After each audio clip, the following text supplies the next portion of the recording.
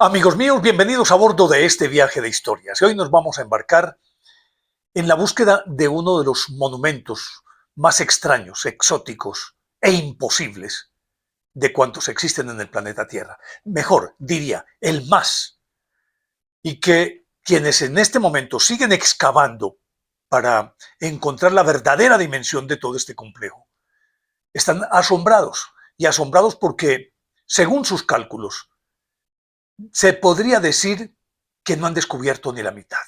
Hay muchísimo más. Pero de esto les voy a hablar después de invitarlos para que compartan y comenten estos contenidos con sus amistades, alrededor de una buena taza de café.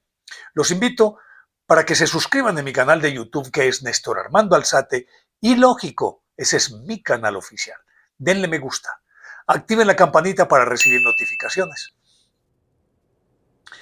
Más o menos desde el segundo siglo antes de Cristo, los habitantes de la región contaban leyendas alrededor de este sitio del que vamos a hablar, y los viajeros se quedaban asombrados porque veían una colina muy hermosa, pero de unas características tales que decían, esto definitivamente no puede ser obra de la naturaleza. Con todo y ello, pues se aceptaba que era simplemente una especie de montículo que la naturaleza se había encargado de esculpir. Pero resulta que por allá en 1974, unos campesinos que tenían unos cultivos alrededor en la región, sufrían porque había una gran sequía. Y entonces se dieron a la tarea de hurgar el terreno para ver si podían encontrar fuentes de agua, porque la tradición indicaba que bajo ese territorio pues había una gran cantidad de agua, discurrían inclusive ríos subterráneos.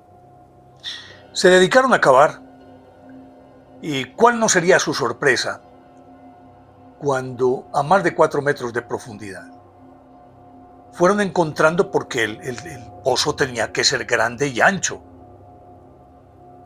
se fueron encontrando como unas formas redondas que ellos empezaron como a respetar, no a darle a ese material que había allí como para destruirlo y seguir cavando, sino que les sorprendió porque no fueron una, sino 2, 3, 4 en forma de cabeza, 4 montículos en forma de cabeza. Y entonces, respetando esos montículos en forma, o esas formas de cabeza, siguieron horadando y fueron encontrando que iban apareciendo figuras humanas.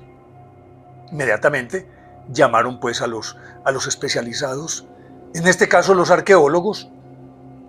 Llegó una legión de arqueólogos y se dieron a la tarea febril de tratar de descubrir qué era lo que había allí. Durante mucho tiempo había corrido el rumor de que un emperador no solamente se había enterrado él, sino que se había enterrado con un ejército. Pero se consideraba más mito que otra cosa. Cuando estos arqueólogos empezaron a descubrir estas figuras, se quedaron estupefactos. Y se quedaron estupefactos porque mientras más descubrían, más había.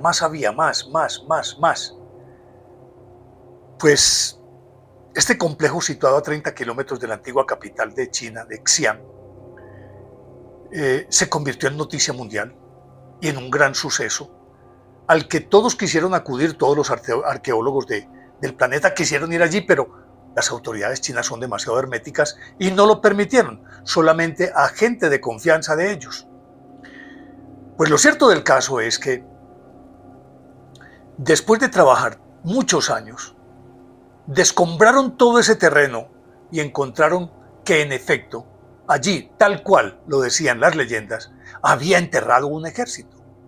Encontraron 8.000 esculturas. Hasta este momento no. Hasta este momento han encontrado 8.000 esculturas.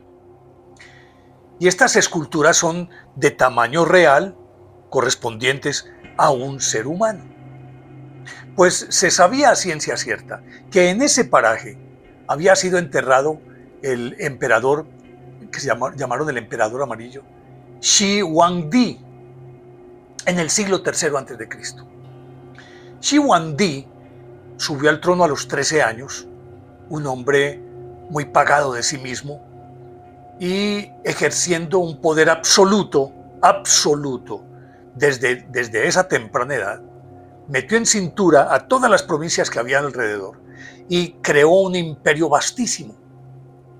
Como además era un tipo relativamente paranoico en el sentido de que veía enemigos por todas partes que potencialmente pudieran sacarlo del poder, pues asumió ese poder de una manera muy férrea y a todos los opositores los asesinaba. Shi Huangdi, que entre otras cosas fue uno de los que más incidencia tuvo en la construcción de la famosa muralla china.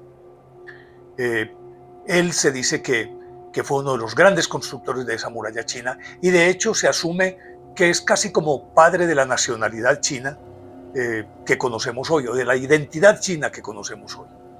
Pues bien, resulta que este sitio, cuando lo descubrieron, se dieron cuenta que era el mausoleo de Shi Huangdi y que este megalómano, que además tenía muchísimo miedo, cuando murió, desde antes de su muerte, desde muchísimos años antes de su muerte, empezó a construir este que podría ser su mausoleo. Y para el efecto empleó a 700,000 personas para hacer esa construcción. Imagínense ustedes 8,000 figuras de tamaño real, de seres humanos. ¿Cuánto tiempo se llevaron para esculpirlas? Y esculpirlas, si bien es cierto, diríamoslo, con greda pues, o barro, lo hicieron de una manera tan firme que aún hoy están ahí. Es decir, que han resistido el paso de más de un milenio y están intactas. Pero además de todo esto, cada una de estas 8,000 figuras que se han encontrado corresponde a un individuo específico. No es que hubieran tomado como un referente para construir todas estas esculturas siguiendo un patrón ideal, como por ejemplo podrían haber hecho los griegos, que ellos tenían un arquetipo al que seguían, es decir, de nariz aguileña, de pómulo cuadrado, de rostro también relativamente cuadrado, de pómulos salientes, muy apolíneo, muy bonito, el que servía de modelo para los griegos. Si ustedes ven todas las esculturas griegas, encontrarán que todas más o menos obedecen a un mismo patrón. Bueno, es la tendencia del arte, ¿cierto? Y que por épocas hemos visto que aparecen los rostros más alargados o más redondos, mujeres más centradas en carnes, un poco más delgadas, pero que todo el arte de esa época gira alrededor de ese arquetipo. Pues en este caso no. 8,000 individuos, y cuando digo individuos, estoy haciendo énfasis en cada uno es distinto. No existen dos caras iguales. Jugaba con las estaturas, hay unos más altos, otros menos altos, unos un poco más gruesos, otros más delgados. Es decir, individualizado ese ejército de una manera extraordinaria, ¿no? Dice, ¿cómo pudieron haber hecho esto? Pues bien, estas 8,000 figuras explicarían el por qué se necesitaron 700,000 personas para hacer este complejo. Pero aparte de ello, resulta que todos estos componentes de este ejército miran en dirección este, hacia donde está el Océano Pacífico.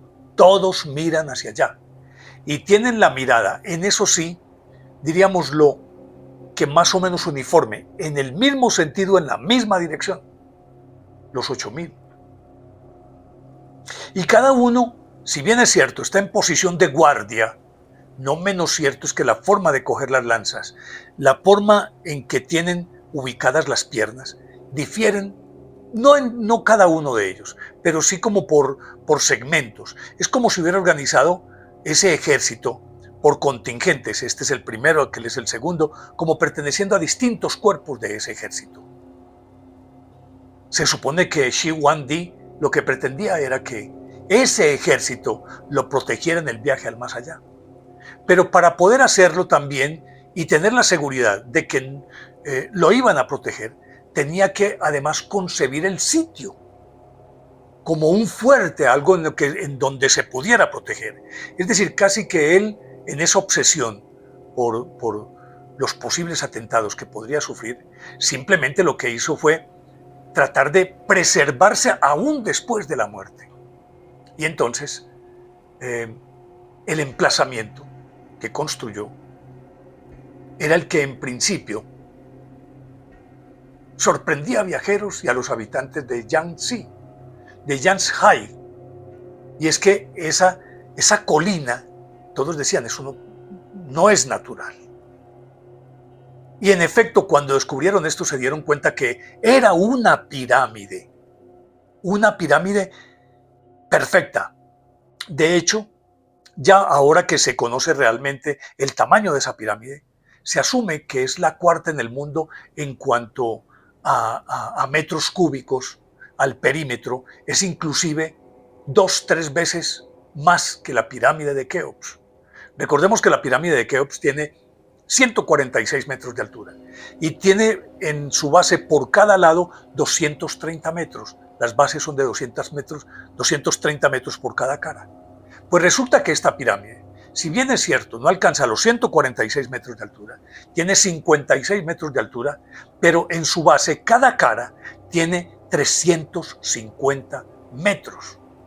Sumados unos con otros, y yo no sé de matemáticas, pero si me atengo a esas sumas, es muchísimo más de 1 kilómetro.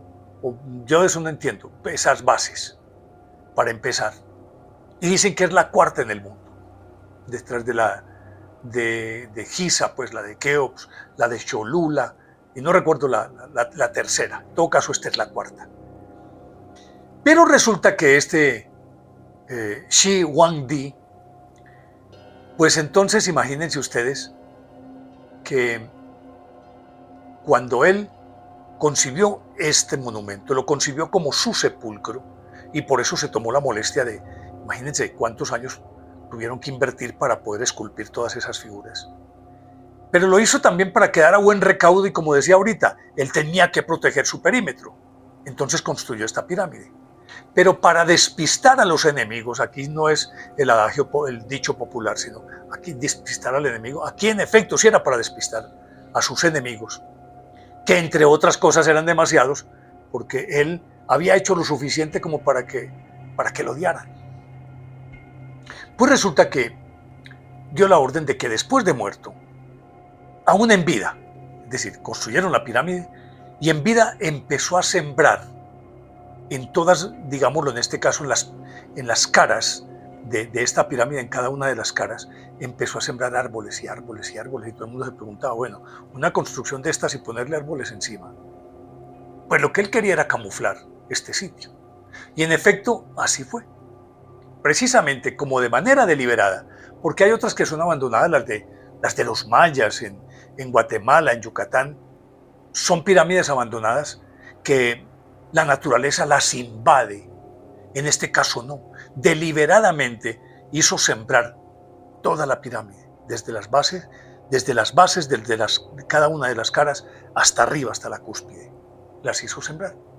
Por tal razón era que los viajeros y los habitantes de Yanzhai se sorprendían por la perfección de las líneas de ese montículo, de esa colina. Bueno, ahora entendieron que era una pirámide.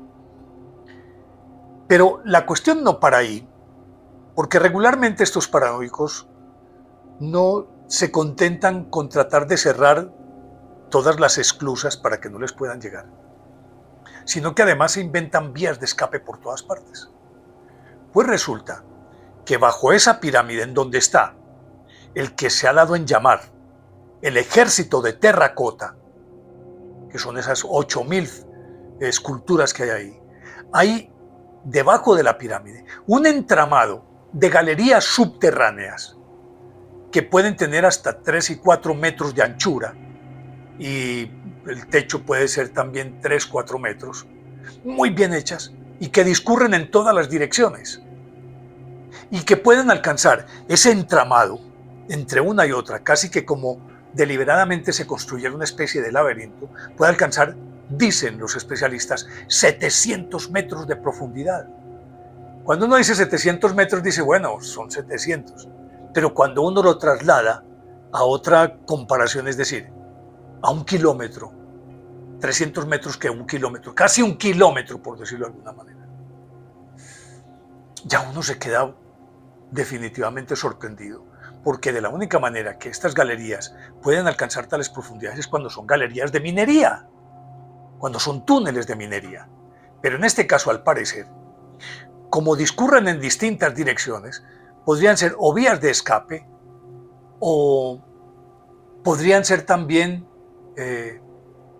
digámoslo, vías a través de las cuales podrían entrar y sacar cosas en el evento de que hipotéticamente él quedara allí como protección durante muchísimo tiempo, algo así como una especie de búnker en el que pudiera, porque además tiene plazoletas y tiene espacios abiertos dentro de las galerías, aunque suene extraño lo que estoy diciendo, espacios abiertos me refiero a que no son vías, sino espacios donde se pueden reunir, rotondas en donde pueden reunirse. Pues todo esto tienen, pues a los especialistas los tienen estupefactos, porque dicen ellos que no han descubierto ni la mitad. Con mayor razón, cuando en 1980, imagínense ustedes esto, resulta que más o menos a unos 18 metros, si no estoy mal, de profundidad, encontraron dos esculturas que representaban dos carros hechos de bronce. Imagínense ustedes, dos carros hechos de bronce. Y esos carros hechos de bronce incluían, pues de tamaño real, claro, incluían a sus caballos y sus aurigas, es decir, los que conducen esos caballos. Ustedes han visto la película Ben-Hur, por ejemplo, que ven como unas especies de pequeños púlpitos que son en donde se va el conductor de esa viga o cuadriga en este caso. En este caso es una cuadriga porque son 4 caballos. Y todo el complejo, los dos complejos, es decir, los dos carruajes son de bronce. Pero lo más increíble es que, siendo de bronce y recubiertos de tierra por más de 1 milenio, tendrían necesariamente que haberse deteriorado. Pues no. Al parecer, Shi Huangdi y su gente conocía la técnica, una técnica de anticorrosiva perfecta, es decir, que casi que en este momento esos carros podrían simple y llanamente, después de lavarlos bien, podrían pulirlos y brillarlos. Sería como si los hubieran construido ayer. Y todo es un tamaño real. Entonces ahí sí dicen ellos, ¿y esto qué? ¿Cómo puede ser esto? Es imposible que, con la tecnología de aquella época, 300 años antes de Cristo, imagínense ustedes, se pudiera construir algo como ese. Y que fuera de tal perfección que estas construcciones de estos carromatos, por decirlo de alguna manera, todavía no fueran pasto de la corrosión, de la humedad, sino que están intactos.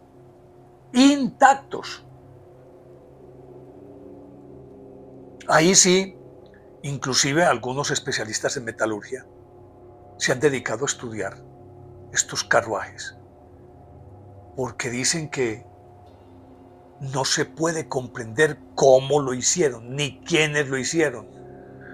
Así que definitivamente hay mucho todavía por estudiar en este complejo que está a 30 kilómetros de la ciudad de Xi'an.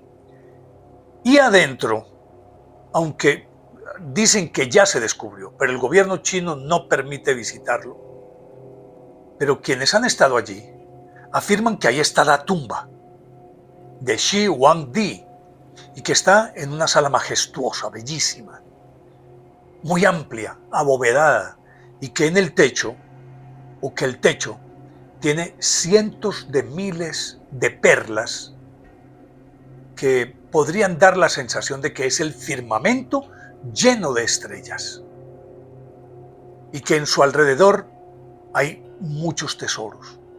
Pero la tumba está asentada sobre una, sobre el mapa. Es el mapa del territorio que gobernó. Es decir, ese mapa sí le puede dar a los historiadores las características, o más bien las dimensiones exactas del reino de Shi Huangdi, porque se pueden identificar todos los puntos, lo cual significa, por demás, que tuvo que haber tenido cartógrafos muy especializados para que ellos pudieran trazar el mapa de todo su territorio, con sus accidentes geográficos y demás. Ahí está. Y sobre ese mapa es donde está la tumba de Shi Huangdi. Aún independientemente de que 3 años después de la muerte de Shi Huangdi, sus tantos enemigos querían destruir cualquier cosa, cualquier vestigio de su memoria. Y había un general llamado Xian Yu que se dedicó a destruir todo lo que tuviera que ver con él.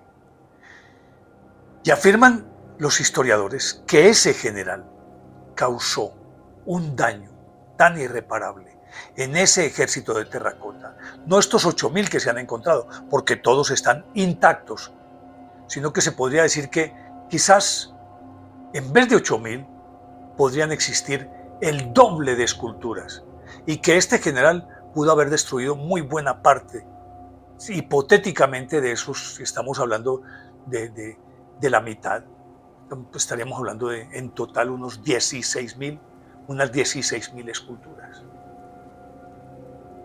Eso definitivamente lo tiene que dejar a uno lelo, que llaman. Y es que se me olvidan detalles, pero me voy acordando, y por eso tal vez los traigo desde allá por acá, y no tengo, a veces, no tengo, qué pena con ustedes, un orden estricto en lo que estoy contando. Pero es que me voy acordando de cosas. Y es que ustedes recordarán que hace un ratito les dije que ese ejército miraba todo hacia el Pacífico y que estaba distribuido como por contingentes. Pues bien, además de eso, la disposición de las 8.000 esculturas indican que estaban en orden de batalla, tal cual como si se planteara una estrategia para enfrentar a un hipotético enemigo que podría estar al frente. Y entonces, de acuerdo con la estrategia del emperador, estaban ubicados de tal manera, y aunque van mirando en la misma dirección, su disposición táctica indica que podrían estar tratando de colmar todo el espacio.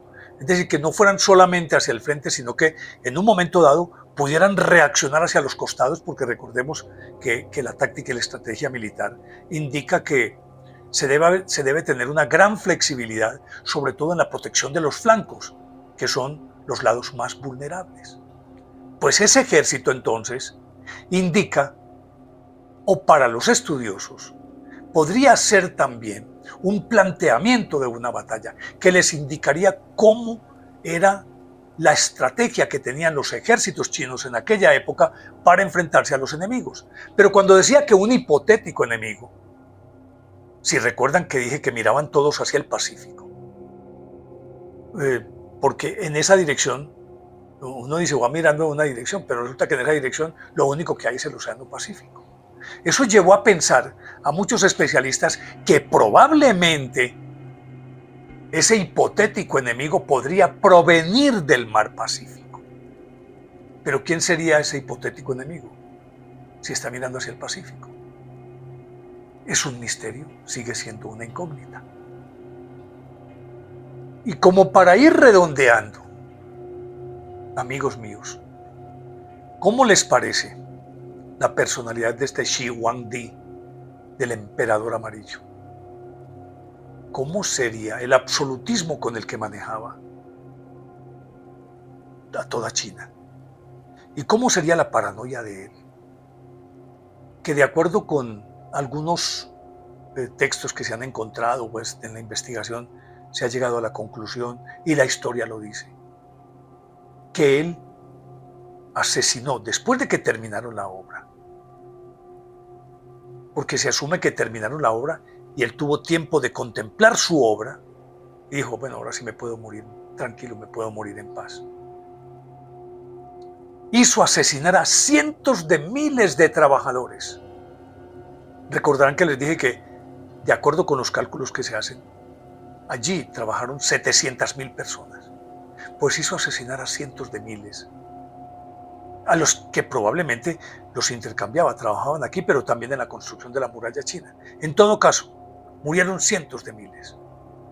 Y está muy claro que a los arquitectos, a los artesanos, y supongo yo que a los escultores, a los que hicieron las figuras, que tuvieron que ser demasiados. Porque si bien es cierto, se corresponden unos con otros en cuanto a los uniformes, que también van variando dependiendo de aquellos contingentes de los que les estoy hablando, pero obedecen pues obviamente a un mismo patrón de uniforme. Es decir, es el mismo uniforme como sucede con cualquier ejército en el mundo. Los uniformes son los mismos, pero tienen algunas emblemas e insignias que los distinguen: la infantería de los artilleros de la Fuerza Aérea, se distinguen entre unos y otros, que el uniforme es el mismo, pero tiene aditamentos que los llevan a pensar que pertenecen a otro cuerpo para identificarse entre ellos también. Entonces, que a todos ellos, a esos escultores y a los arquitectos, también los hizo asesinar, con la idea de que nunca pudieran intentar volver a construir algo similar a este complejo, que entre otras cosas ya es una de las maravillas del mundo moderno, de acuerdo con el catálogo que ha hecho la UNESCO a partir de encuestas que se hicieron en todo el mundo. Ustedes ya recuerdan pues que las maravillas del mundo antiguo son unas, pero ahora existen otra categoría que es las maravillas del mundo moderno, entendiendo mundo moderno a distintas épocas, pero que no tienen que ver con aquellas antiguas. Por lo tanto les dicen, pues no sé, me parece que de manera arbitraria, mundo moderno. Pero bueno, este complejo, el ejército de terracota de Shi Huangdi, es una de las maravillas del mundo moderno, y con toda la razón. Yo creo que contemplar esto en directo tiene que cortar el aliento. No puede ser de otra manera.